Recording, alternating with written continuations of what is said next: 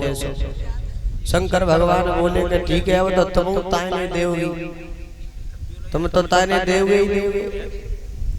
तो जब सबके चेकिंग वगैरह होने के बाद जब रास स्थल में सभी पहुंचे, जब रास स्थल में पहुंचे, रास खेलना प्रारंभ हुआ, तो जितने वहां पर गोपियां थी उतने ही भगवान श्याम सुंदर ने अपने स्वरूप बनाए। तो सब सखियां सोच रही हैं कि कन्हैया हमारे पास है, दूसरी सखी के पास नहीं है। इतनी मगन होकर के उस रास में सभी नृत्य करने लगी, नाचने लगी। भगवान कन्हैया ने अपने हजारों सैकड़ों रूप बना लिए। एक के पास जितनी गोपी और उतने ही श्याम बन गए। रास बहुत भली भांति से प्रारंभ हुआ और चलने लगा।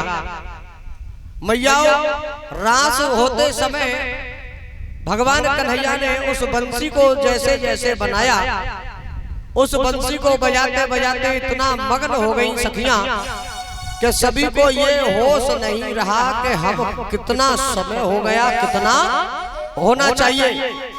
उस रात को होते होते मैयाओं 6 महीने व्यतीत हो गए। जब 6 महीने व्यतीत हो गए, उस समय रात ही रात रही। 6 महीने रात ही रात रही, दिन नहीं निकला, क्योंकि सूर्य और चंद्रमा दोनों उसी रास स्थल में पहरा दे रहे थे। उसी रास स्थल में पहरा दे रहे थे। इस वजह से 6 महीने रात ही रात रही। जो सखियाओं के पति थे उन गोपियों के, वो भी 6 महीने तक सोते रहे। उन्हें भी ये पता नहीं चला कि एक रात सो रहे हैं कि 6 महीने सो रहे हैं। जब 6 महीने व्यतीत हो गए रास होते होते, तो भगवान कन्हैया ने एकदम जब बंसी को बजाना बंद किया और सब सखियों के बीच से भगवान कन्हैया गायब हो गए। जब गायब हो गए तो सब सखियां एक दूसरे से पूछने लगी कि अरे सखियां हो, अरे बहना, क्या तुमने कन्हैया को देखा? इतने दिन तक रास खेलने के बाद भी उनका मन क्या कह रहा है कि अभी हमारा मन रास खेल के भरा नहीं। इतनी मगन थी श्याम सुंदर के प्रेम में। एक दूसरे से पूछते पूछते वो सखियां बिचारी मन कुंद करते हुए, इतना प्रेम हुआ कन्हैया से कि उनका मन 6 महीने में भी खुश नहीं हुआ। कन्हैया छोड़ के चले गए तो वो बेचारी अपने मन में सोच रही है कि ना जाने कन्हैया कहाँ चला गया। धीरे धीरे करके वो उस राज स्थल से वापस जाने लगी। जब वापस जाने लगी,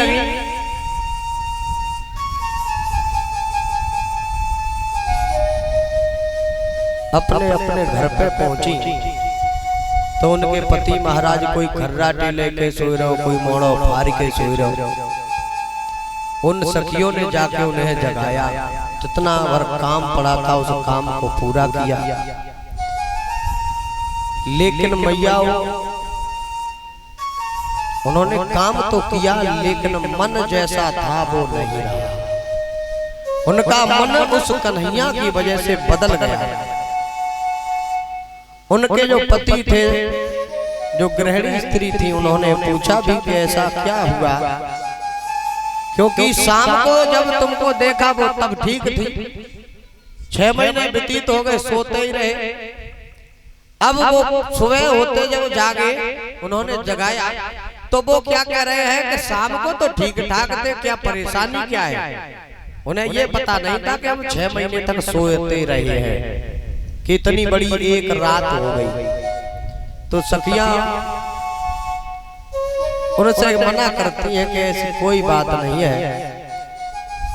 उनके पतियों ने कई बार पूछा, लेकिन कोई बताता नहीं है किसी को कि क्या बात है, क्योंकि मन जो था वो रंग चुका था भगवान श्याम सुंदर के प्रेम में। इसके बाद श्री सुखदेव जी महाराज बोले कि मैया पार्वती शंकर भगवान को जिस घड़ी लेके गई कैलाश के लिए, तो उस समय भगवान शंकर को उस कृष्ण कुंड में नहलाया, स्नान कराया। जैसे थे शंकर भगवान वैसे के वैसे हो गए। बोली कन्हैया लाल की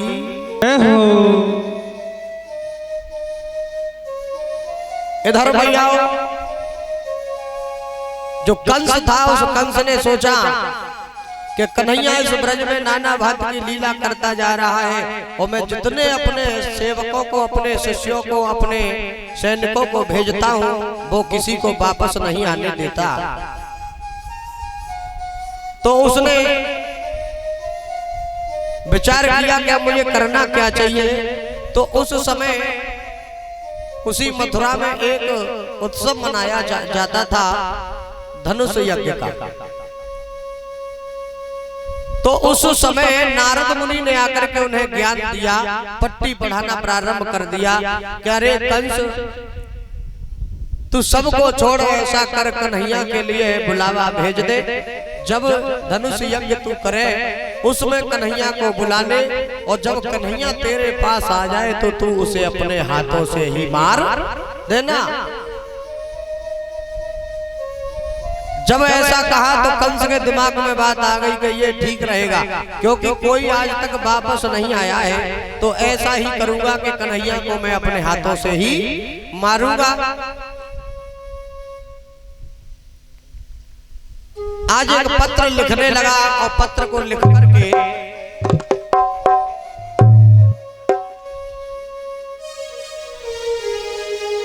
एक मिनट सभी बड़े भाव से और एक छोटा सा भजन बोले।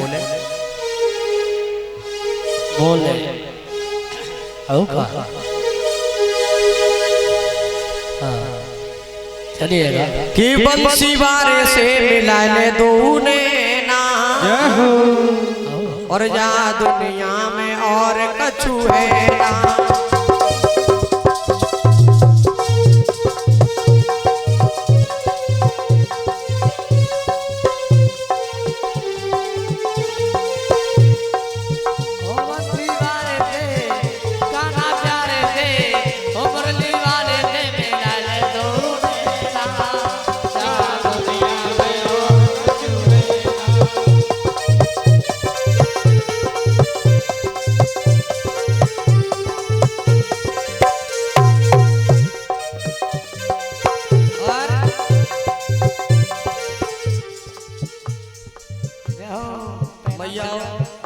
हमारे यहाँ जो जितनी भीड़ आवत है ना, जे सगरी भीड़ इतने उते ते आवत है जब का करे गांव में ऐसा लगत है कोई रेत ना बारात आई है खाली है जामे रेत ना कोई सबरे मकान बने जे भैंस पॉइंट के बने जामे इंसान ना रहते कैसे कि इतने ते आवत दिख रहे पीछे ते आ रहे चाल आते आ रहे बाल आते आ रहे लेकिन जा रोड पे ते कोई ना दिख रहा।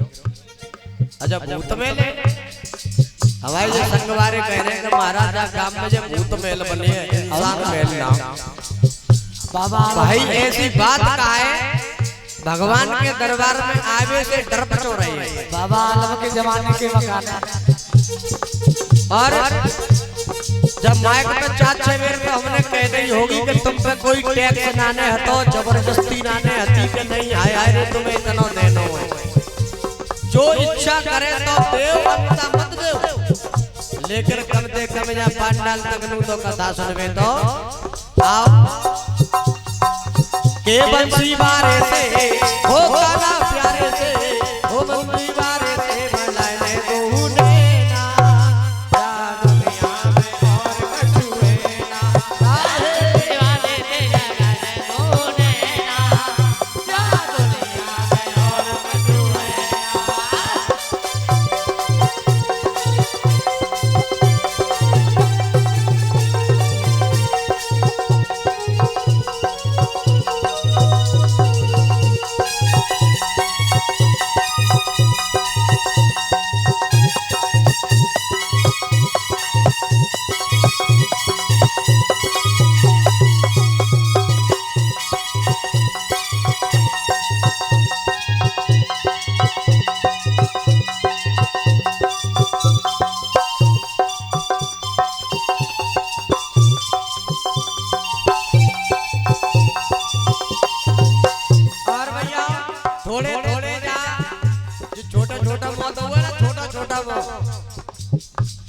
जब होते हम तुमने ना जाने कितनो अनाज खाए लो। रसगुल्ला 5-5 धरी रोटी खा जाते हम तुम, तो कम से कम 5 धरी खाए के 50 ग्राम तो बोलना चाहिए। कितनो 50 ग्राम। तो 50-50 ग्राम अगर तुम सब जने बोलेंगे तो शायद सगन को मिलाएंगे 25 किलो वजन तो है जाएगा। अगर 25 किलो वजन तुम कर देंगे तो शायद ऐसा कर देंगे 10-5 किलो हम कर देंगे।